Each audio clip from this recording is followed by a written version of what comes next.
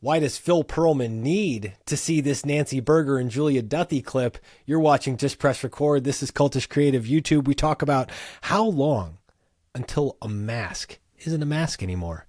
How we are all role models for each other. Really important in this attention economy that we're living in. And why you got to just let gravity work. Consistency is an act of orientating. And yes, you know there's a bunch of random music talk through this one. Jack Forehand, let's roll some clips. Consistency is like being yourself wherever you go in every situation. If you're being inconsistent, it catches you out in your humanity.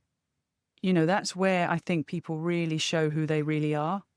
If you say the words and then, and if someone drops a wallet next to them and they just walk past, you hang on a minute. You talk a good game. You didn't even stop to pick that up. I think just drop it, drop the act, just be yourself. It doesn't matter. I went through the depths of hell when it came to inconsistency. And I did the exact same thing that they did. How long do you have to act away before it's not a mask anymore? How long do you have to act away before it's just who you are? We are what we do. We behave our way into being. And that becomes who we are, and it becomes our legacy.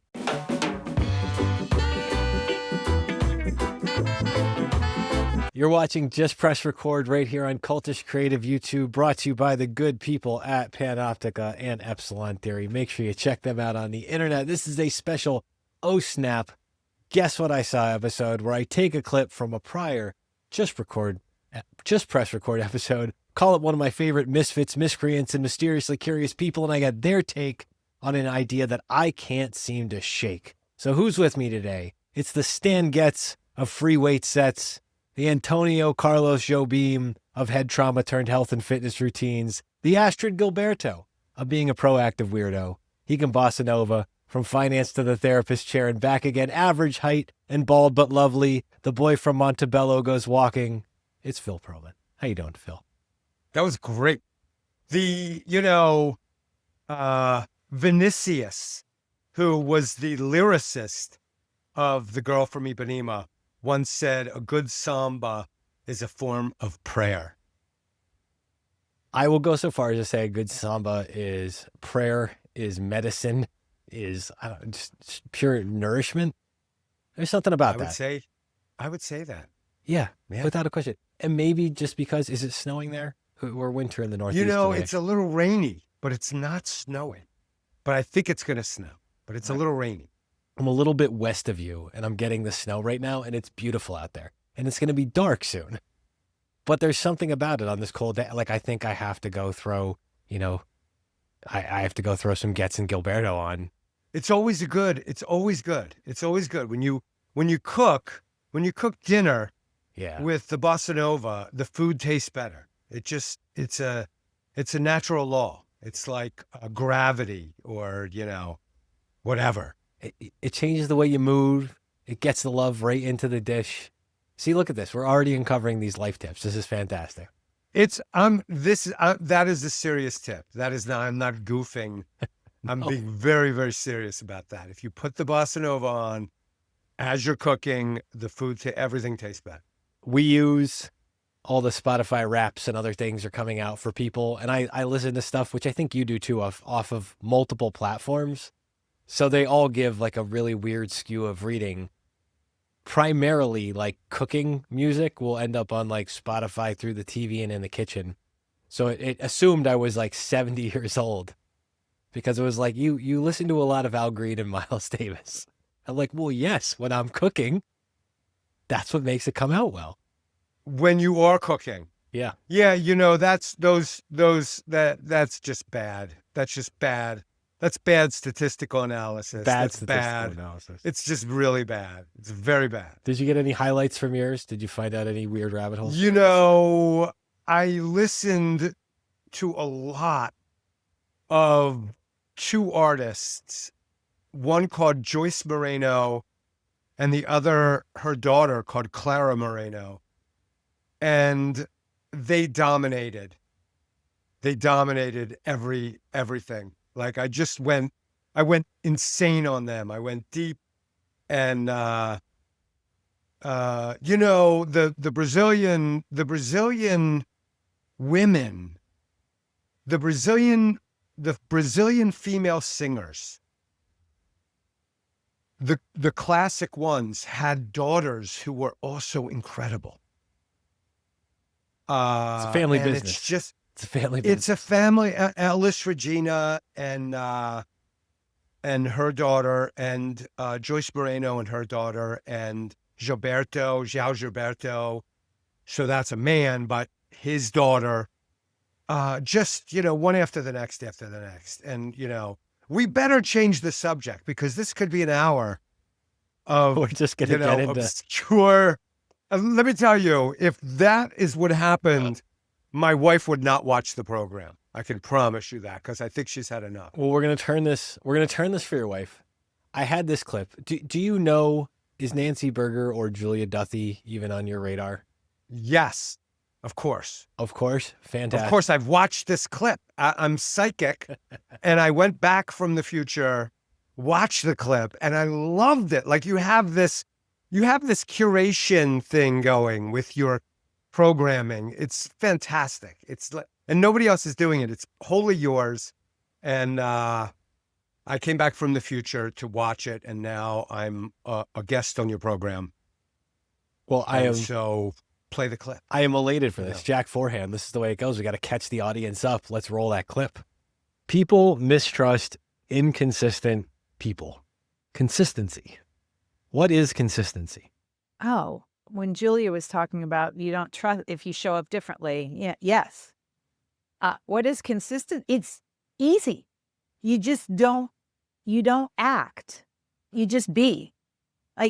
Like if I really thought about how many times I checked the things I said when I was younger, I hid things from people, I didn't really express my true feelings, that's work.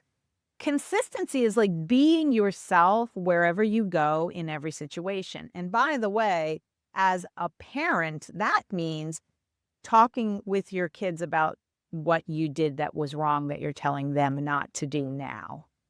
So, it's not hiding that you smoked weed when you were a kid. Oh, I can't, that's setting the wrong example. No, you're setting the wrong example when you are not yourself. They'll learn from that. You say, yeah, I did that. I didn't feel good. And then I got behind the wheel of a car and wow, was that stupid? I'm lucky I'm here actually. So, you know what I mean? Like, so consistency is just the lack of the hard work of faking it. It's giving yourself a pass actually. That's the way I look at it. You have any thoughts on that, Julia? You want to build out any more on what consistency means to you now? I mean, I suppose I believe that people are always watching you. Like, especially if you're in a leadership position or a position of authority, I believe that people are just observing you all the time. And I think people who do have some kind of responsibility don't necessarily appreciate that. And if you are inconsistent, people will notice. And I think it catches you out. If you're being inconsistent, it catches you out in your humanity. That's where I think people really show who they really are. If you say the words and then, and if someone drops a wallet next to them and they just walk past, you hang on a minute. You talk a good game. You didn't even stop to pick that up.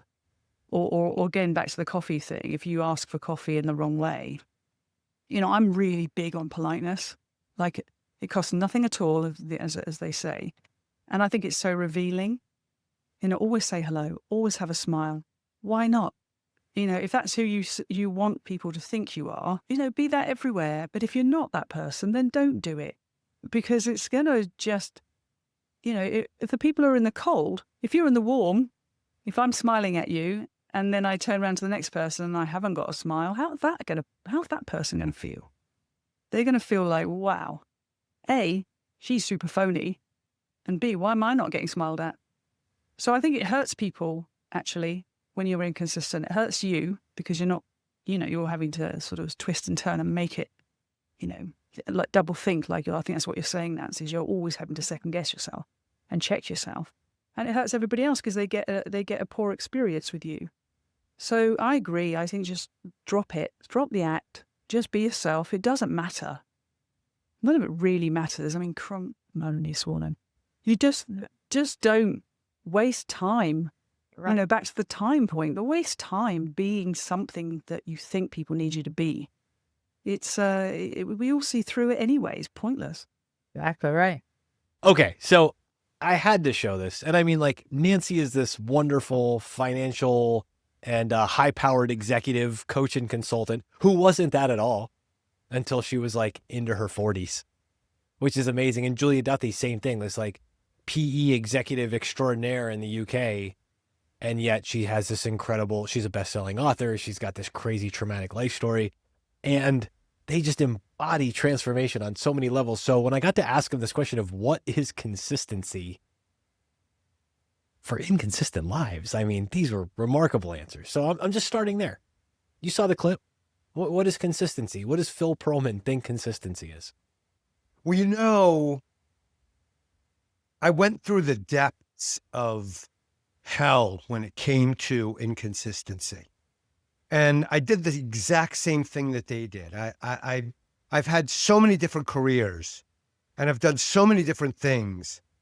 And now I see very clearly the value. We can reinvent ourselves at almost any age. Like if, you know, when I'm 80, I'll be who I am. But up until I think 70, 75, maybe even, we can, right? We can I'm going reinvent ourselves. mid-70s, maybe late 70s if you took care of yourself. You could have a whole new chapter at 76, and I wouldn't think twice. You could have a whole new chapter. Yep. And you have some choice. I mean, Fortuna spins her wheel and life comes at you and there's situations you have no control over. But at the same time, we have a massive amount of control over our lives, more than we think and more than people will have us believe. And so we can wake up one morning and decide that we're going to do something or that we're going to be somebody.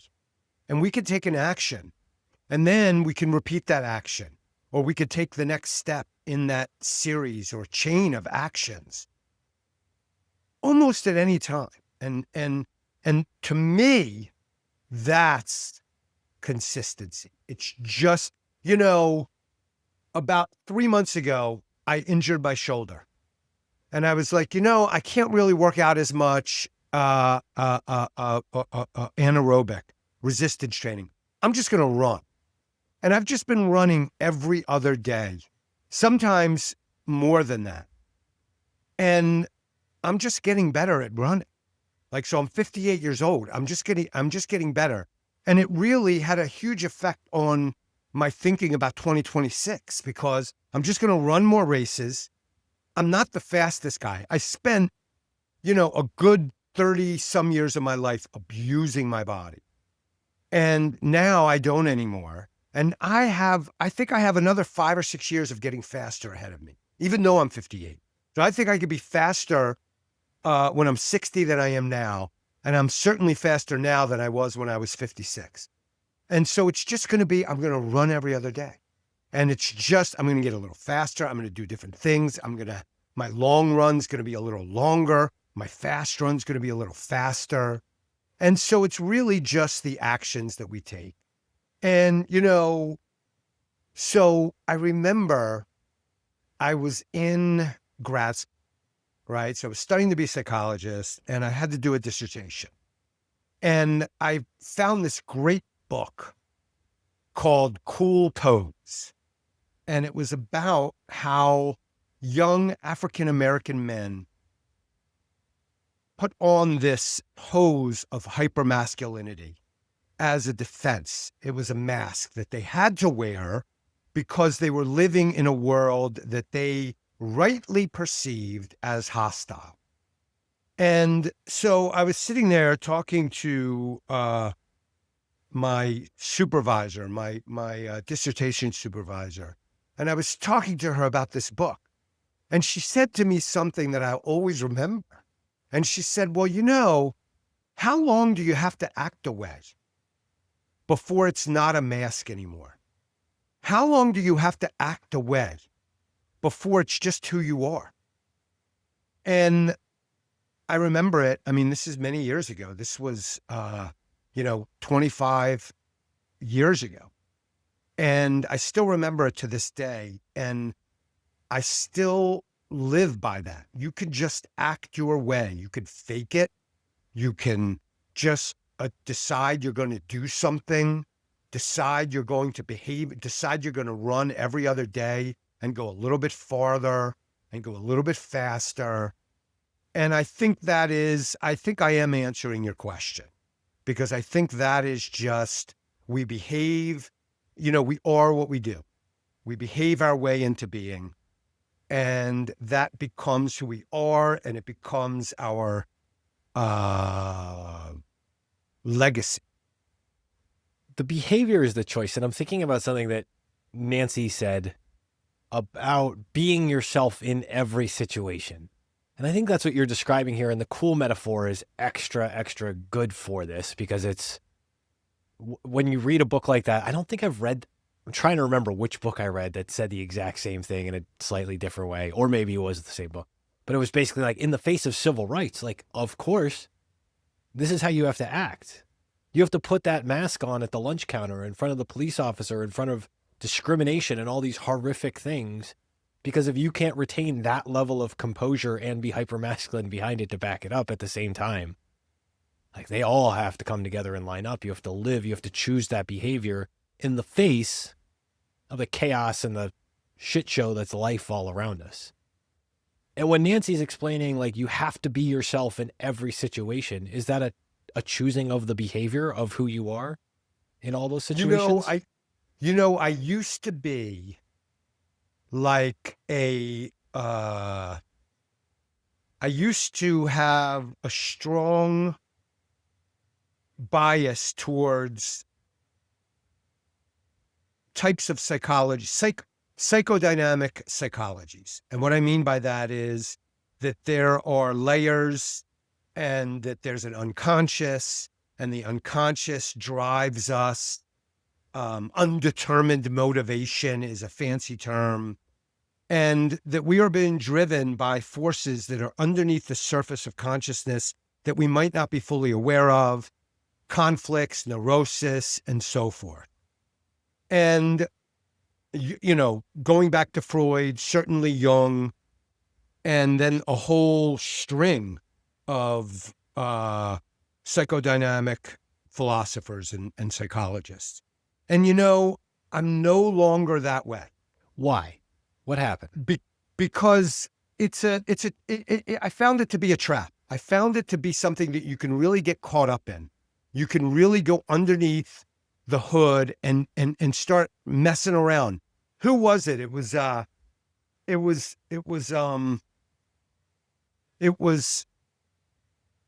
Edie Brickell, who once said, "Choke me in the shallow water before I get too deep," right? Or philosophy is a talk on a cereal box, or whatever she said. I know I'm getting all the words wrong, but that what I am is what I am, or you what you are, or what. And it was like all of that deep stuff just became like you could get lost in it. There are psychologists on the Upper East Side who have clients who are unbelievably wealthy, and those clients have come to depend on those psychologists instead of those psychologists helping them and helping them cure themselves. And they're paying for those psychologists' children's college and their co-ops and everything. And they just got lost in this underneath the surface thing. And it's narcissism, and it's changes. It's not real. It's interpretive. It's creative, and it's literature, and it's beautiful, and it's art, but it's not real. And so for me, it just came down to this. How I behave is who I am. I'm going to behave that way. I'm going to repeat the behavior. I'm going to behave that way again. I'm going to become consistent, to go back to the original theme here, and I'm just going to do the things that I do. I'm going to care about a small number of things that I care about, and I'm going to do those things and everything else. And yes, sometimes I'm going to have a weird dream, and sometimes I'm going to think about something that happened a long time ago that still makes me angry. And sometimes I'm going to have this conflict is going to bubble up to the surface. And all of those things, all of those psychoanalytic things that are deep and hidden and mysterious. But for the most part, I'm just going to, I'm going to go for a run. I'm going to make my family dinner. I'm going to, try to listen the best I can to my kids. And that's about it. Specific to that last part, the best you can for your kids, your spouse. When you show up this way, it's better for everybody around you. I think Julia hit on this at the end too. Yes, she did. Life is just so much better when you just show up the way you are. What's that? One of the most powerful forces in the universe is role modeling. And, there was this great social psychologist called Berger that, everybody missed the point of his studies. Like he did these studies where he showed little kids movies of people punching Bobo dolls, of people punching the clown those things that blow up things that come back. Right. And then the kids got more aggressive. Then they did these studies, they did these observational studies. They watched the kids and they were punching each other more. And the takeaway was that, we copy, it was like almost a negative. But everybody missed the point. The point was that Bandura was making was that we're all role models for each other. We're role models for each other. We're role models for our children, and we're role models for ourselves. And so if we want our children to be, and by the way, this has a special significance today because we are in a crisis. Our children and the adolescents in our culture are in a crisis. Teen suicide is rising. Teen depression and anxiety disorders are rising very significantly.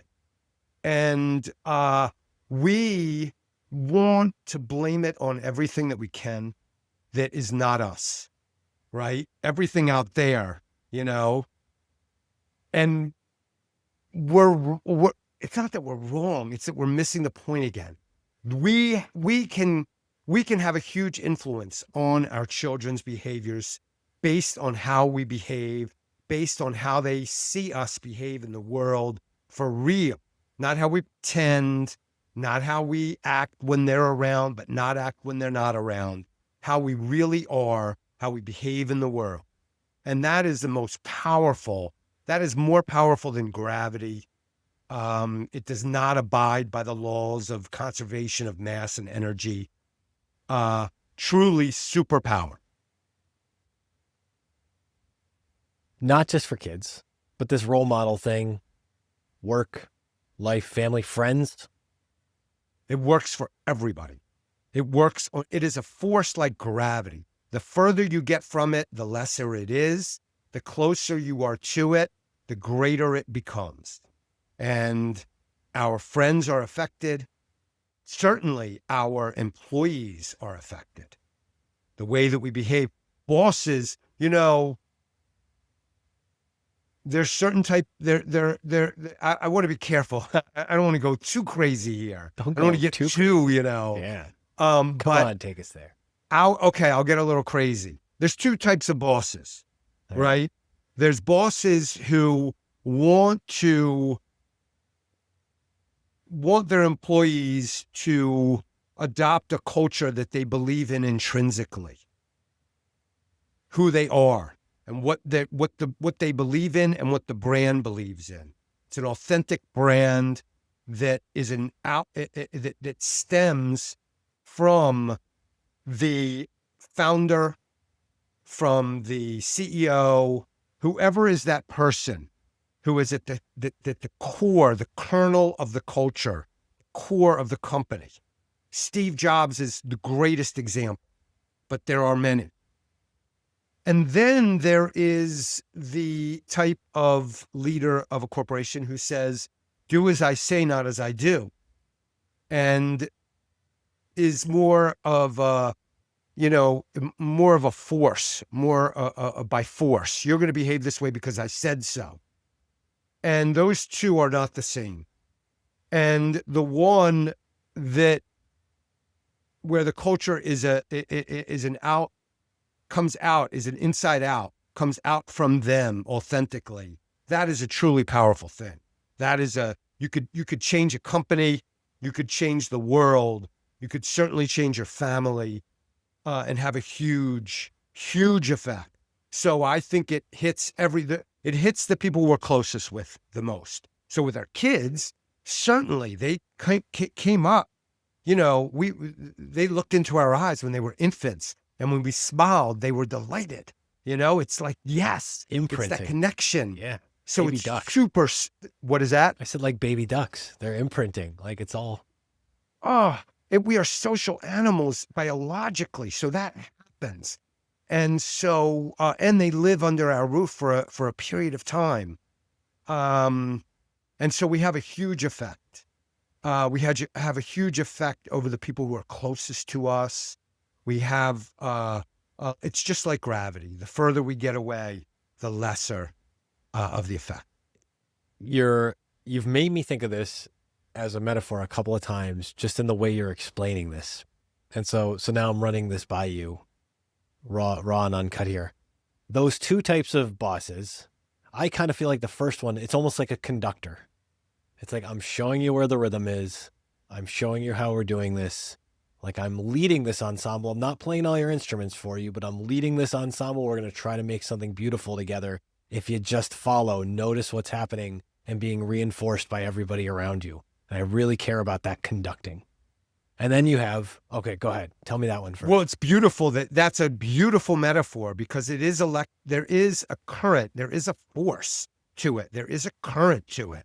There is a power to it. However you measure, what is it? Watts, ohms, joules. I don't know. It's one of those. 1.21 gigawatts. It's gigawatts. However you measure that current, it's exactly what it is. And you could turn it up and there is a current to it. There is an energy to it. There is a current to it. It's undeniable. It is a pleasure when you are interacting with someone that you can feel that emanating from, that current coming out of. It's a joy. It's a joy in life to have that feeling. I think there's again, to your metaphor, I think there's a chemical component too. And I think sometimes you can have good people that just don't vibe with each other, that are just different in some way. So I think there's a chemistry element. Right? Like what's that? That's normal too. You could have the, classical ensemble and you could have the free jazz ensemble. And if you swapped a bunch of players, it might be a disaster, but that doesn't mean that's the best mixed metaphor of all time. On the other hand, the counter to this is almost like just a classic dictator scenario. The do as I say, not as I do. I've got my own set of rules. I'm going to tell you what to do. You should follow all these rules. I'm going to enforce those. But if you look at my personal life, I'm actually just going to tell you not to look. I can provide no counsel to that cohort. No. I mean, great for them. I'm sure they can make it work. I have no judgment.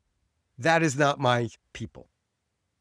What I'm fascinated by then, and I think this is why my brain was started to play with these metaphors, is because we also choose who we pay attention to in these places.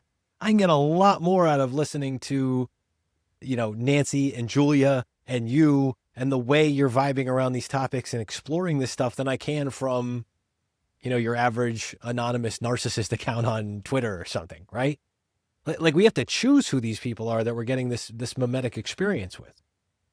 Goes back to that clip again. Okay. And the authentic, if you're just you, I think that you let gravity work. It's an intuitive thing. And, the more you let that, and you know what? Intuition is no mystery to me. Intuition is as real to me as any other internal cue.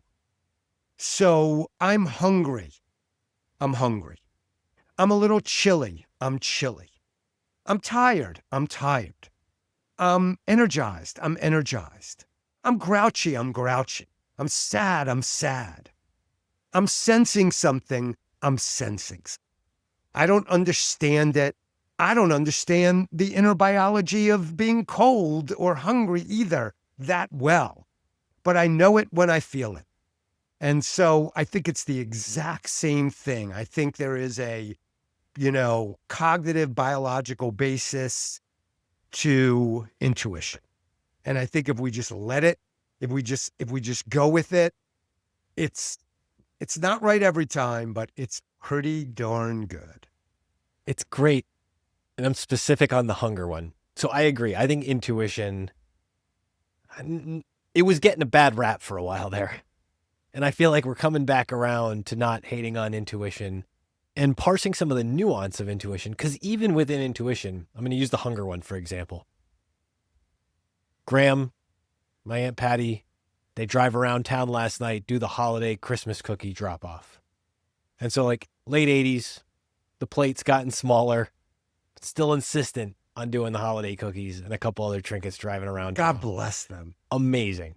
Amazing. And I'm so excited because I'm at work when I get the group text to my wife and I from my aunt.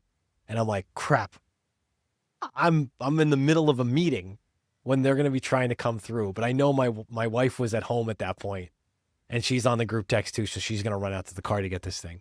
But where my brain is focused is because if she made Christmas cookies, I'm getting my favorite cookie of like my entire like existence, which the quick aside, because you'll appreciate this, I call them heart attacks, but not because, have you ever heard of a heart attack cookie? Like it's not the real name, but when it's basically an Italian wedding cake cookie, it's like this little roll. It's not very sweet. It's a very bizarre thing that I've loved since I was a kid. When they would make them, when my grandmother was learning to make them and making them for my mom when she was little, they're called hardtack cookies. That's what the old Italian ladies called them. But my mom couldn't say hardtack, so she just assumed they were heart attack cookies. And that's what the families refer to them. So I knew the heart attacks were coming and I was going to come out of work. And there's the good hungry is... That's great. That reminds me of, who was it with the Glass Menagerie, Blue Roses. Oh, absolutely. Tennessee Williams all the way down. Classic.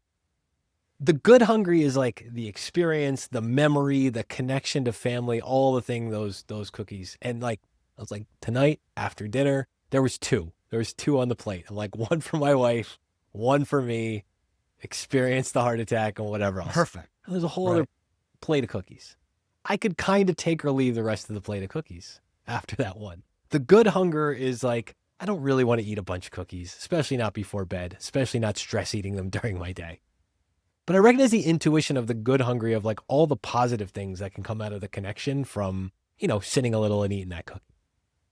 But there's the other part too, where it's like, there's the intuition of like, I want a cookie. Of course I want a cookie. Well, like, I don't really want a cookie right now at, 3 p.m. or something like that. How do you parse the good intuition from the bad intuition? And it's an intuition of itself. Is it just, are there layers of intuition? That's what I'm getting at. Be my shrink. Here's how I think of that. We are trained by our experiences and we're trained by the culture that we live in. And it's not perfect. It's not well calibrated, especially now. We live in a very artificial, toxic environment. It's sad to say. And it was never perfect. Don't get me wrong. But it's we have a lot of problems, especially hunger is a great example, by the way, because from the time we're very young, we are bombarded with very effective advertisements for foods that are not natural foods, that are foods that are Frankenstein foods that were literally invented in a scientific test kitchen by food scientists who are skilled at addiction, at hyperpalatability is the fancy term. Sell the product. And if it can survive on the shelf through a world war, even better.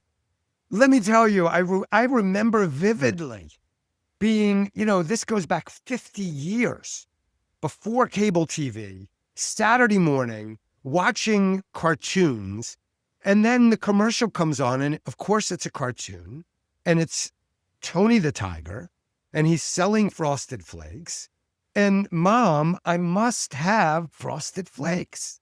And I was being, and so at that moment begins the bending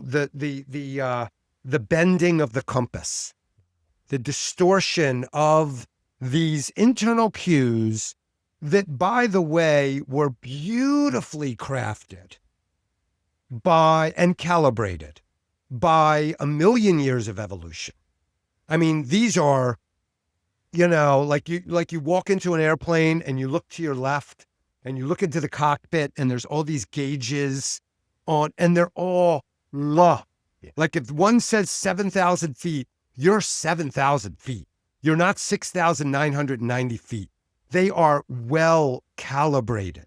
And there's that whole wall of these gauges. Are you leaning to the left? How fast are you going? Are you going up or down?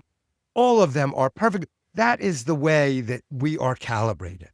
And so when we get off, it's based on something in our environment, some experiences that we had that threw the compasses off, that threw the little gauges off somewhere. And so it doesn't mean that they're not in there. Like they're still in there. Like you could go in with one of those little screwdrivers and fix it. You could go in with a little turn dial and get it so that, the thing is level. Yeah. We all have that in us. It's just a matter of and it's not even a matter of getting to the point perfectly. It's just a matter of moving in the right direction. That's all that we have to do, because none of us are ever going to be perfect. None of us are ever going to get our intuition perfectly calibrated. None of us are ever not going to crave not the great cookies in the world like the one you described, but just the average garbage cookie that you don't need or want really. You're just eating because you're anxious or bored or, for whatever bad reason. The point you just made on direction, on motion, forward motion, and just, it's an orientation thing.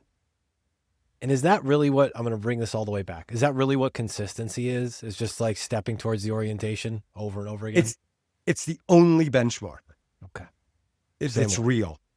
It's the only benchmark that's real, because every other benchmark, and again, this goes back to culture, but every benchmark that is comparative, that is not that is man versus man, is false. You're never going to be, Usain Bolt, John Coltrane, maybe Tom Brady. They're the only three people I can think of that were the best in the world ever at what they did. So everybody else is not the best, right? So if you're not John Coltrane, if you're not Tom Brady, if you're not Usain Bolt, there's somebody out there you could compare yourself to, and they're better than you.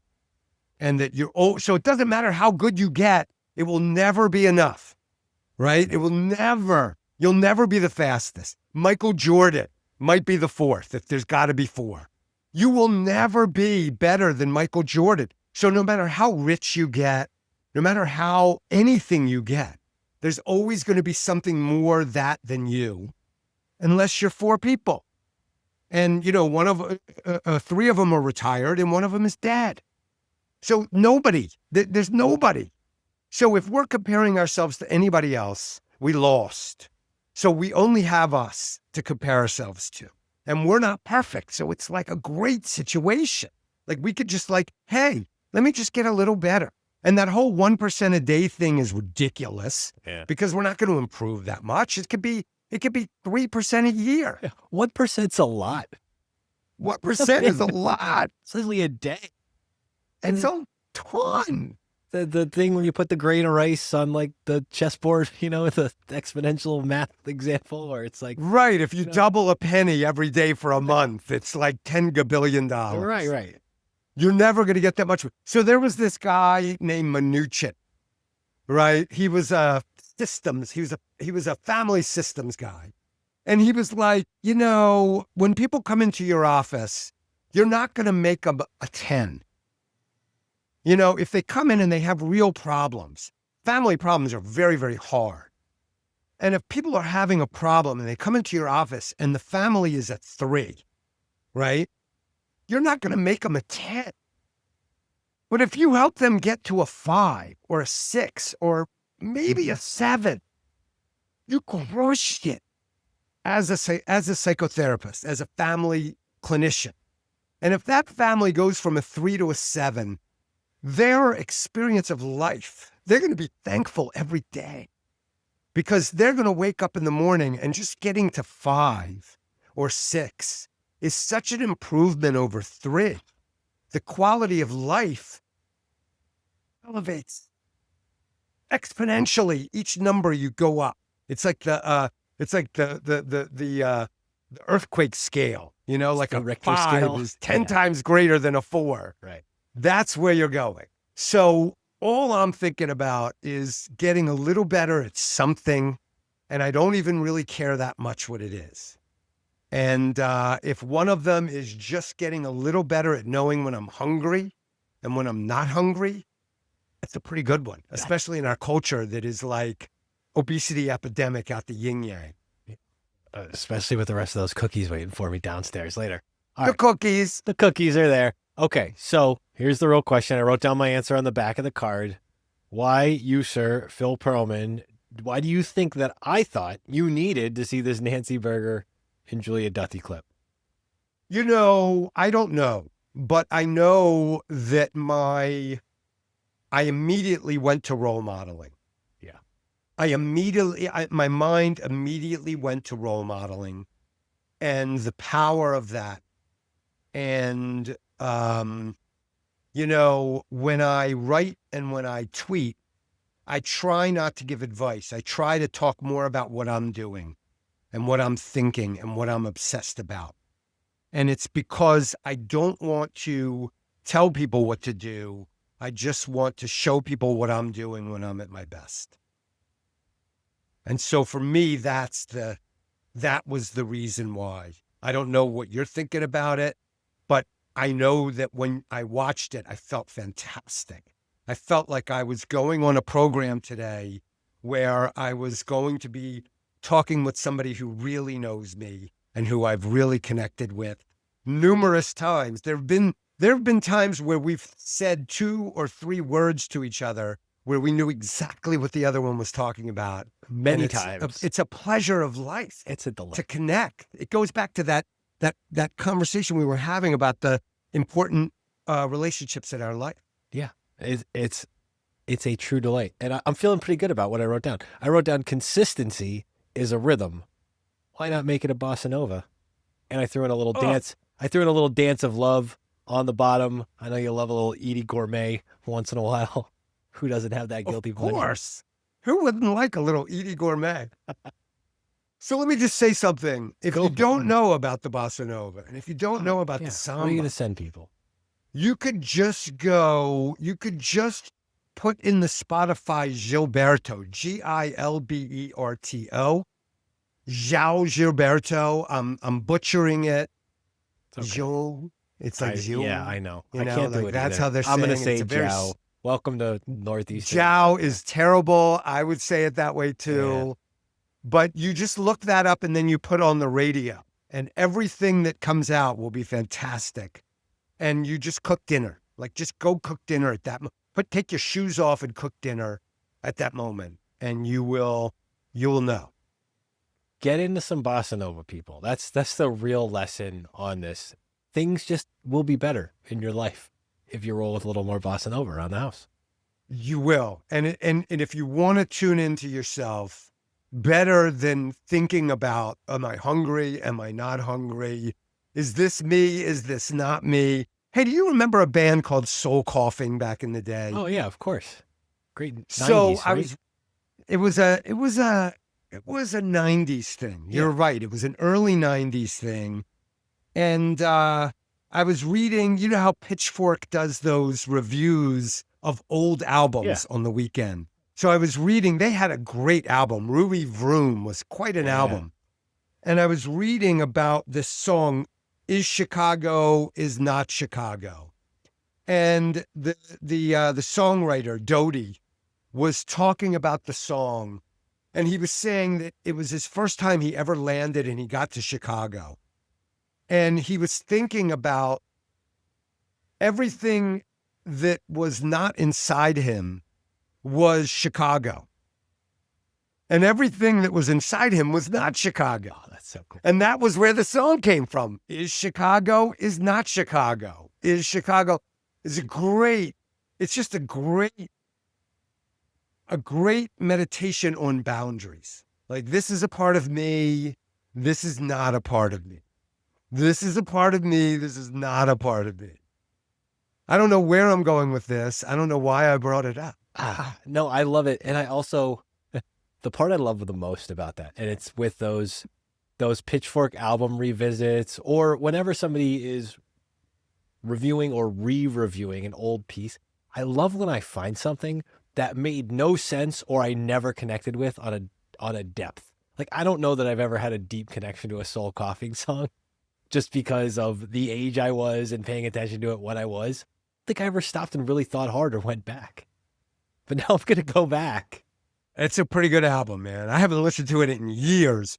But those revisionists, those are like the sell-side analysts who would tell you what happened. Oh, yeah. And they really wouldn't say anything about everything was based on what happened, even though the future is completely unpredictable, you know, for just about all of us, completely unpredictable. But I love those Pitchfork, because if you go back, sometimes I'll go back and I'll look at reviews of some of the greatest albums that were ever made. Oh. But you can always find a bad review. Always. Always. You can find a 1.5 stars for Kind of Blue, going back to Miles Davis before. Yeah. It's there. You can find it. And, you know, I don't even hold that against the critic, because they had no idea. They were at least taking the risk of saying whether they liked it or not in the moment before history judged it. Yeah. In real time, which we forget and sometimes pan, and you go, oh, I can't believe like this didn't get that or that didn't get this. And there's like this critic's not in the arena. You know, the critic doesn't have to be an artist, and whether you're, you know, like all the criticisms about it. You know, it's ridiculous. And this is, so now I'm tangenting on your tangent. I went back and I reread, I was on a big kick a little over a year ago. I went back and I reread a ton of Lester Bangs stuff. Did you ever go through a Lester Bangs phase, the rock critic? Maybe I read a few of his reviews, but didn't pay attention to who it was. It's okay. You know, he shows up, remember the movie Almost Famous? Oh, yeah. He's the Rolling Stone guy character, like not the kid, but the guy who the kid looks up to. Oh, what a great actor that guy was. Phenomenal. And the character's phenomenal. Yeah. They're not your friends. They're not your friends, but like they're doing their own version of art, very, very aware that they're not the artists that they're writing about too. And that was one thing, because I had never done like a back-to-back. I always appreciated the language and there were reviews and stuff that stuck out to me, but it was like I never like went through a book of them. And I ended up going through two, and I think Jim Derogatis wrote a great book on his life and career too. And it was just it was amazing to think about that person they're not, to your point earlier, they're not on the level of the artists in the thing that they're going to be obsessed. Their entire life is the obsession with the way this thing makes it feels. But they figure out, they're like, well, I am just going to carve out this groove underneath, and I'm going to make this so distinctly me and so crazy and very like gonzo journalistic style to a lot of the stuff, the way he would talk about. But it's just figure out where you fit in, get in where you fit in, and like just make it a groove. Like make your own version of the best part of that you can do. And it's really special to see people to do that at all those different levels. You as not Usain Bolt still going out there and going, I'm going to be faster in 2 years. I'm going to be faster in 2 years. I will never be insane Bolt. And he was insane. So the other night, I'm sitting in a restaurant and there's a cover band playing. And they were wonderfully inconsistent. So they would play a song terribly. I love this song already. And they would play a song fantastic. And the backup vocals would be out. And then the backup vocals would be right in the pocket. And it was no rhyme or reason. One song would be great. One song would be terrible. And I was looking at them and we were sitting pretty close by. And the bassist was having the time of his life. And the guitar player was having the time of his life. And then one of the vocalists was not happy to be there. And none of them are ever going to be the incredible artists who created the amazing songs that they were singing and performing for us. But it didn't matter because none of us are Usain Bolt. None of us are Lennon and McCartney. None of us, they sang a Beatles song. They sang a David Bowie song. They sang some great songs. And they'll never be that, but it didn't matter. It didn't matter to the bassist and it didn't matter to the guitar player because I could tell it wasn't just that thing that musicians do when they look at each other and act like they're having a good time. They were having a good time. Genuine on the face. Your intuition was like, man, you're loving to be here. They were loving to be here. And maybe it was like that Paul Simon song when he steps outside to smoke himself a J. Whatever it was, it doesn't even matter. I have no idea. But they were having a ball and it was beautiful. And they probably knew more songs and played those songs better than they did a year ago or 2 years ago or 3 years ago. And there was probably some riffs that they knew now that they didn't know then. Man, it's a beautiful thing. That's all life is. Phil Pearlman, people want to bug you on the internet, get more of these insights. Where do you want to send them? You could just go to Twitter at P. Pearlman. You could go to my website, philpearlman.com. I have my blog there. I'll always call it a blog until the day I die. Forever. That's really all you need to know. I'm putting it in the comments. That's Phil Pearlman. I want to send a special shout out to Nancy Berger and Julia Duthie. It was really fun talking to you about their clip, about their show. Phil, it's always a pleasure. Thanks for doing this with me today. Mwah. Adios. We're out. Thanks for joining us. Like, comment, and hey, subscribe below to Cultish Creative on YouTube if you haven't already. As the good compliance people want me to remind you, Matt Zeigler, that's me, is a managing director at Sunpoint Investments. The opinions expressed in this podcast do not necessarily reflect the opinions of Sunpoint Investments. No information on this podcast should be construed as investment advice. Securities discussed in the podcast may be holdings of clients of Sunpoint Investments. I hope you've been entertained. I hope you found this useful. I hope you talk to a professional before you try any of this stuff at home. And most of all, I hope you've subscribed. Be nice to each other out there. And don't forget, head over to cultishcreative.com and let's make curiosity a habit together. And I'm out.